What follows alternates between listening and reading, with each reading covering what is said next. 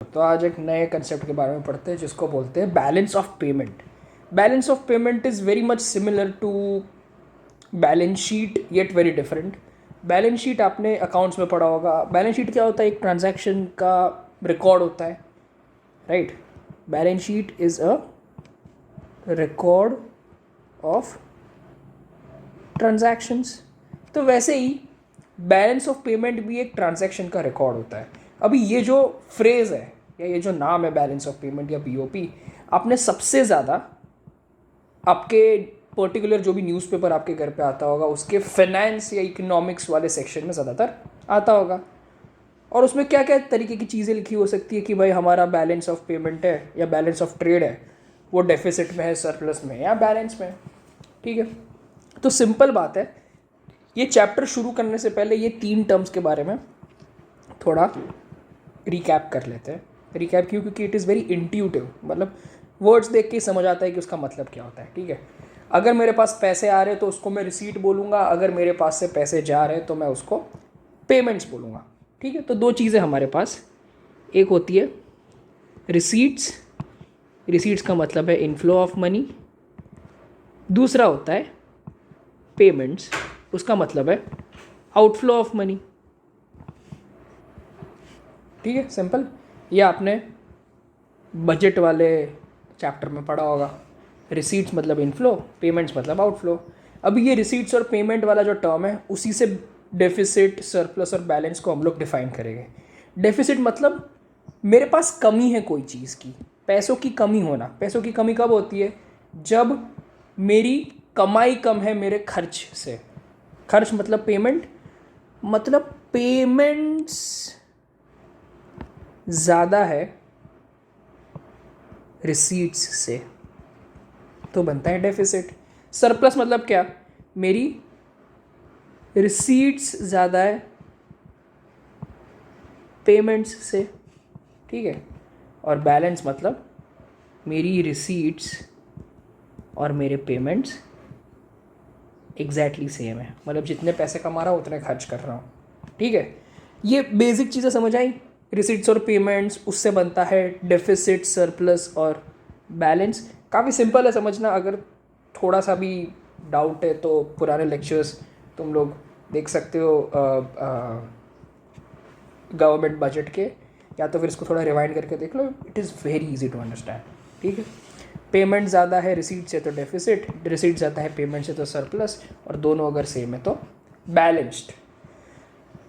तो तुम्हारा जो बीओपी होता है वो या तो डेफिसिट होता है, या तो सरप्लस होता है, या तो बैलेंस्ड होता है। ठीक है, ये उसके बैलेंस होने का कंडीशन की बात कर रहा हूँ। अब ये जो बीओपी है, बीओपी 2 अकाउंट से बनता है। ठीक है, मतलब इंडिया में 2 अकाउंट से बनता है। अभी जो रिसेंटली वर्ल्ड बैंक ने रिकमेंडेशन दिया है, दैट इज़ 3 अकाउंट्स बनाना, जो कि है ये 3 तरीके के। Okay, current account, financial account और कैपिटल अकाउंट। ठीक है, बट हमारे सिलेबस के स्कोप में हम लोग सिर्फ 2 अकाउंट के बारे में पढ़ेंगे, करंट अकाउंट और कैपिटल अकाउंट के बारे में। ठीक है, बैलेंस ऑफ पेमेंट, बैलेंस रहने की बात करता हूँ तो 3 तरीके में से हो सकता है। एक तो डेफिसिट होता है, एक तो सरप्लस होता है और एक तो बैलेंस्ड होता है। अब ये जो बैलेंस ऑफ पेमेंट है, इसके अंदर हम लोग 3 तरीके के अकाउंट्स पढ़ते हैं, और हमारी स्कोप में हम लोग 2 तरीके के अकाउंट्स पढ़ेंगे। One is current account and one is capital account. ठीक है, सबसे पहले आज के वीडियो में हम लोग सिर्फ करंट अकाउंट के बारे में बात करेंगे, कैपिटल अकाउंट के बारे में नेक्स्ट वीडियोस में बात करेंगे। ठीक है, तो सबसे पहले आज का पूरा वीडियो डेडिकेट कर देते हैं करंट अकाउंट के बारे में। ठीक है, current account balance of payment account का एक हिस्सा है। ठीक है, मैंने बोला था कि 3 हिस्से होते हैं, करंट अकाउंट, फाइनेंशियल अकाउंट और कैपिटल अकाउंट।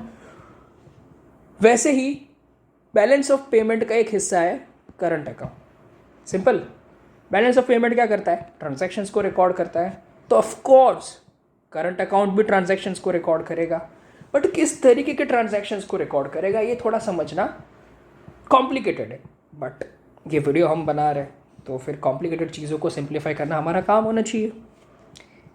तो देख लो, करंट अकाउंट के कंपोनेंट्स जो है उसको हम लोग बहुत विस्तार से आज के वीडियो में समझेंगे।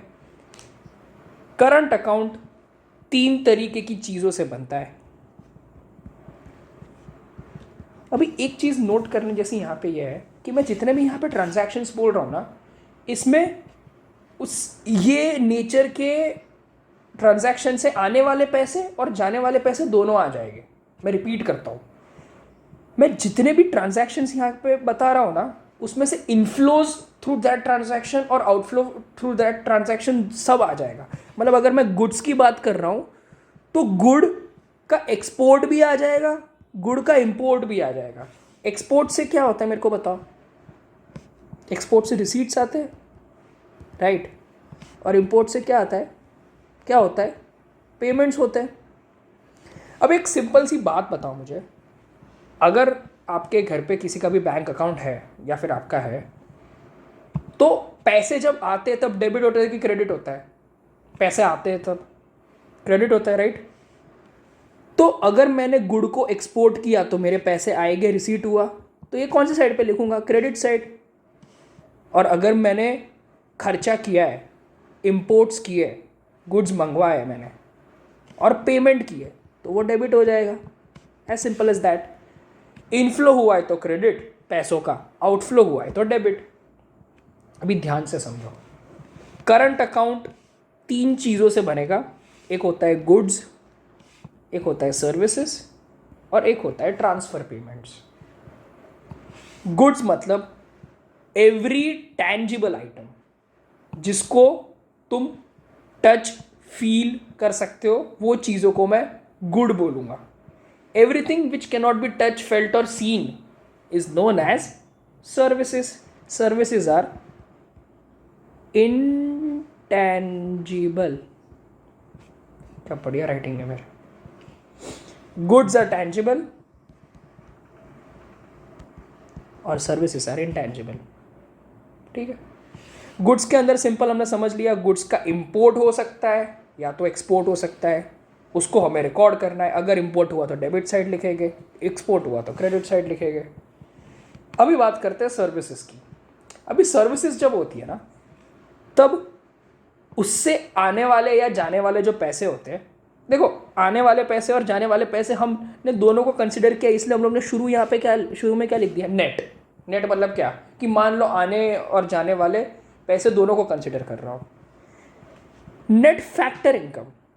फैक्टर इनकम मतलब लैंड, लेबर, कैपिटल, एंटरप्रेन्योर के द्वारा कमाए हुए गए पैसे सर्विसेज से। ठीक है, अभी अगर आपने मेरे नेशनल इनकम वाले वीडियोस देखे तो उसमें हम लोग ने ये चीज़ इनकम मेथड से देखी होगी, एक्सपेंडिचर मेथड से देखी होगी कि कंपेंसेशन ऑफ एम्प्लॉयज़। अगर मैं इनकम मेथड की बात कर रहा हूँ तो कंपेंसेशन ऑफ एम्प्लॉयज़ मतलब ये किनकी इनकम है? यस, ये लेबर्स की इनकम है। और ये जो RIP, रेंट, रॉयल्टीज, इंटरेस्ट और प्रॉफिट्स जो है, ये सारे के सारे कुछ नहीं बल्कि क्या? फैक्टर्स ऑफ प्रोडक्शन के एग्जाम्पल्स है, राइट? उनके द्वारा जो इनकम कमाई जाती है। ये हो गया लैंड, ये हो गया लेबर, ये हो गया कैपिटल और ये हो गया एंटरप्रेन्योर। ये सारी की सारी फैक्टर इनकम्स है, राइट? तो कंपनसेशन ऑफ एम्प्लॉयज, लेबर को दिया जाता है, रेंट, रॉयल्टीज लैंड के ओनर को दिया जाता है, इंटरेस्ट कैपिटल के ओनर को दिया जाता है और प्रॉफिट्स एंटरप्रेन्योर को दिया जाता है। टेक्निकली ये जो RI और P है, ये इन्वेस्टमेंट के द्वारा आई गई इनकम्स है। ठीक है, सिंपल सी बात है। सर्विसेज होते हैं इंटेंजिबल, इसमें नेट फैक्टर इनकम कंसीडर करना है और एक net non factor income. Factor income मतलब क्या? जो भी फैक्टर सर्विसेज के द्वारा कमाई हुई फैक्टर इनकम्स है, वो लैंड, लेबर, कैपिटल, एंटरप्रेन्योर। ठीक है, नॉन फैक्टर इनकम्स मतलब क्या? जो कि लैंड, लेबर, कैपिटल, एंटरप्रेन्योर के अलावा फैक्टर्स नहीं कमाते। सिंपल सर्विसेज जो आप बिजनेस स्टडीज में पढ़े हो, like shipping, banking, insurance, tourism, software services, ये सारी की सारी जो ऑक्सिलरी सर्विसेज होती है, इसको हम लोग नॉन फैक्टर इनकम गिन लेते हैं। थोड़ा एक रिकैप कर देता हूँ। देखो, बैलेंस ऑफ पेमेंट जो होता है उसके अंदर 3 तरीके के बैलेंसेस होते हैं, डेफिसिट, सरप्लस और बैलेंस्ड। ठीक है, बैलेंस ऑफ पेमेंट के अंदर 3 तरीके के अकाउंट्स रहते हैं। एक है करंट अकाउंट, एक है फाइनेंशियल अकाउंट, एक है कैपिटल अकाउंट। ये वाले वीडियो में हम लोग सिर्फ करंट अकाउंट के बारे में इन डेप्थ समझेंगे। करंट अकाउंट में there are 3 types of transactions recorded. One is of goods, one is of services and one is of transfer payments. हमने अभी तक पढ़ा गुड्स मतलब गुड्स को या तो मैं एक्सपोर्ट करूंगा या तो मैं इंपोर्ट करूंगा। सर्विसेज में 2 तरीके के, फैक्टर्स इनकम और दूसरा non factor income. Factor income मतलब लैंड, लेबर, कैपिटल, एंटरप्रेन्योर्स द्वारा कमाई हुई इनकम्स, और नॉन फैक्टर इनकम मतलब जो भी नॉर्मल सर्विसेज होती है, auxiliary services, shipping, banking, insurance, tourism या सॉफ्टवेयर सर्विसेज वैसा।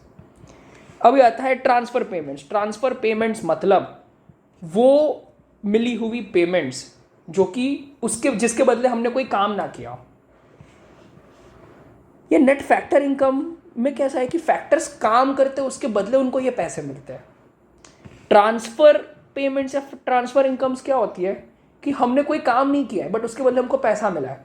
ये 2 तरीके का हो सकता है। एक तो हो सकता है कि गवर्नमेंट ने हमको दिया है, अगर हम कोई भी तरीके की सब्सिडी के अंडर फॉल करते हैं तो गवर्नमेंट हमें कोई चीज़ के लिए मदद करती है जिसको सब्सिडीज़ बोलते हैं।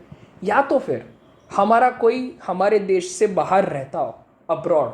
For example, if I am a parent of someone who is a non-resident Indian और वो घर पे पैसे भिजवा रहा है या भिजवा रही है, तो वो पैसों को मैं रेमिटेंसेस बोलूँगा। ठीक है, फिर किसी ने मेरे को गिफ्ट दिया, ये गिफ्ट के लिए मैंने वर्क नहीं किया है डायरेक्टली, या तो फिर कोई ग्रांट हो गया। Gifts, remittances and grants are known as transfer payments. मतलब ऐसे पेमेंट्स या ऐसी इनकम्स जिसके लिए किसी ने काम नहीं किया हो, यूनिलैटरल पेमेंट्स है ये। सिंपल समझ आया करंट अकाउंट के अंदर क्या 3 चीज़ें होती है। एक हो गया गुड, एक हो गया सर्विसेज और एक हो गया ट्रांसफर पेमेंट्स। ठीक है, सिंपली ये वाला जो चार्ट है इसको तुम स्क्रीनशॉट कर सकते हो। अभी ये चार्ट को थोड़ा अच्छे से यहाँ पे लाइन वाइज लिख दिया है। ये देखो, गुड्स का ट्रेड मतलब इंपोर्ट्स एंड एक्सपोर्ट्स, सर्विसेज का ट्रेड मतलब फैक्टर इनकम और non factor income, transfer payments मतलब फ्री चीज़ें जिसके सामने तुमने एनीथिंग इन रिटर्न दिया नहीं है, जैसे गिफ्ट्स, रेमिटेंसेस एंड ग्रांट्स। अभी देखो, बैलेंस ऑफ पेमेंट है ना, उसके अंदर ये जो करंट अकाउंट है इसके हमने कंपोनेंट्स देखे।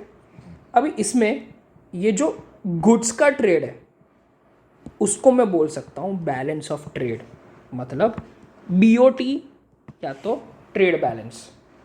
और उसके अलावा जितनी भी चीज़ है, सर्विसेज और ट्रांसफ़र पेमेंट्स, उसको मैं बोलूँगा नेट इनविजिबल्स।